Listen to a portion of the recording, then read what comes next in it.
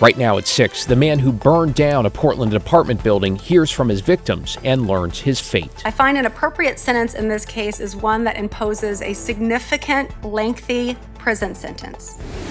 And frustration after federal funding for a nonprofit that plants trees across Oregon is revoked. To just have that be null and void is shocking.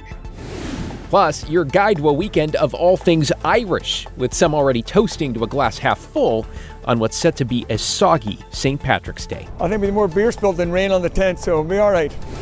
Then, semifinal Friday on the Bluff as the final 4 teams in the 6A brackets look to punch their tickets to the championship game.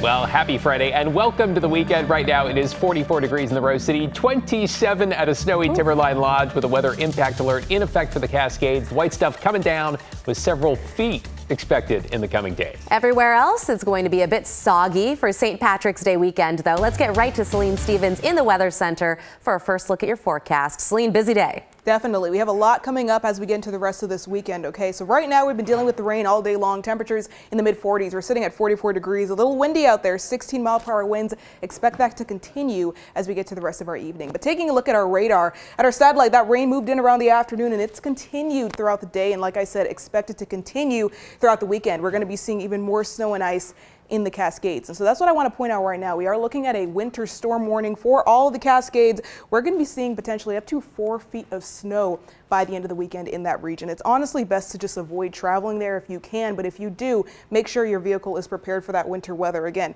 potentially up to 4 feet of snow in that area. We're seeing the winds in our area and along the coast and the rain. So there's a lot of weather despite spring being next week. And taking a look at our futurecast, that's continuing. We're looking at pretty heavy snow by Saturday morning. Portland dealing with the rain all day long Saturday. Come Saturday night into Sunday, expect an atmospheric river to move on in, bringing even more moisture, especially to areas south of us. So south of Salem, they could potentially even be seeing flooding. So lots of weather here, lots of weather in the mountains as well. And so here's what you want to remember as we get again into the next 48 hours or so.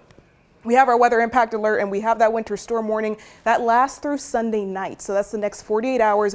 We could be seeing by Saturday afternoon an additional 2 feet, and then by Sunday 2 feet on top of that, which is where we can get to that 4 feet of snow in those areas. Again, very dangerous. If you are headed there, make sure your vehicle is prepared and you're prepared for what you're going to be seeing. Again, we'll talk more about totals and what to expect as we get through the rest of our weekend in a bit. Back to you. Lots of wet weather on the way. Thank you, Celine. In an update, the man convicted of setting fire to an apartment building in southwest Portland 2 years ago will now spend the next 16 years in prison. That fire displaced dozens of people and destroyed a century-old building. Our Devin Haskins was in court today and brings us the story. It's now just an empty lot, but it's been 2 years since the fire here at the May Apartments started, and it's still a painful memory for those that lived or worked here. During the sentencing today, Garrett Repp spoke saying he didn't start the fire, instead calling himself a victim. Words the owner of the building say are difficult to hear. It was on May 16, 2023, Garrett Repp started a fire in his own apartment. The 113-year-old building quickly erupting in flames. Dozens of residents fled down the stairs to safety.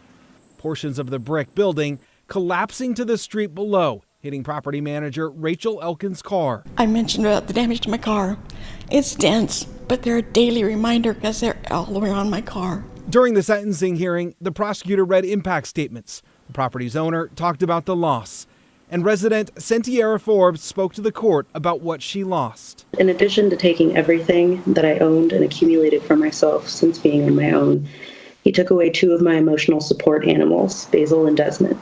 Then Repp spoke, denying responsibility. As far as remorse, I have to say that what I believe the truth is I didn't start this fire. But I do understand losing everything. I feel like I've lost the most out of everybody. A response the prosecutor called offensive. It was almost as if he was trying to put himself in the shoes of his victims, but not in the way you would want him to. He's not a victim. Repp, who was found guilty on 55 counts, including arson, reckless endangerment, and animal abuse, was sentenced to just over 16 years in prison. I find an appropriate sentence in this case is one that imposes a significant, lengthy prison sentence that is meant to punish Mr. Rep. Now, 22 months after the fire, the owners of the building say they drive by this site weekly and see the reminder of the fire that has cost them millions of dollars. I'm bitter towards the fact that he gets to go serve in prison and we still have to deal with the amount of this casualty that has caused us. The owners say it's too expensive to rebuild these days, and they say they probably wouldn't get their money back for the millions that they've lost if they ever decided to sell the lot. In Southwest Portland, I'm Devin Haskins, KGW News.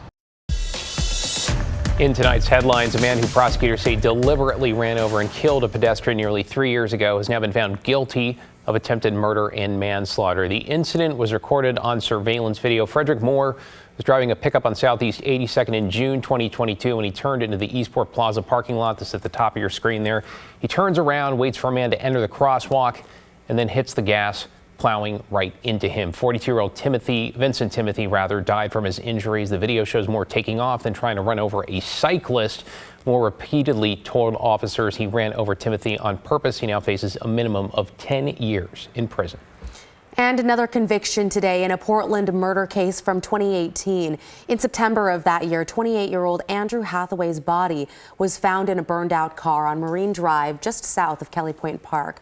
Prosecutors say Thomas Colin got into a fight with Hathaway at a house party, beating him, then stabbing him more than 50 times until he died. Colin and another man put Hathaway's body in his trunk, drove it to Marine Drive, and set it on fire. Today, a jury found Colin guilty of second-degree murder, among other charges. He'll be sentenced next week. A heads up about a text message scam that is running rampant. ODOT says scammers are texting phony warnings about unpaid toll fees, threatening you could lose your license. The official and urgent sounding messages are flooding phones across the country, and officials say don't respond and don't click the link. Oregon, by the way, doesn't have any toll roads, and ODOT says it will never contact you by text to verify any sensitive personal information. Elementary school students in Washington will get at least 20 minutes to sit and eat lunch, but not yet. State School Superintendent Chris Rakedahl approved the rule. Those against the change said they'd have to hire more staff, potentially costing hundreds of thousands of dollars. But supporters say the current rule, which gives students 20 minutes to not only eat their food, but wait in line and clean up, just isn't enough time. Now the clock will start when students sit down with their meals. The change takes effect in 2029. Big update from Capitol Hill tonight, where a Republican bill to avert a government shutdown has just passed the Senate hours ahead of that midnight deadline. It was a 54-46 vote. Democrats, including Oregon Senators Jeff Merkley and Ron Wyden, were frustrated. Republicans went ahead with a measure they said included little input from them. They also said it gives the Trump administration too much discretion on spending decisions. But Democrats who voted for it argued a government shutdown would cause more harm.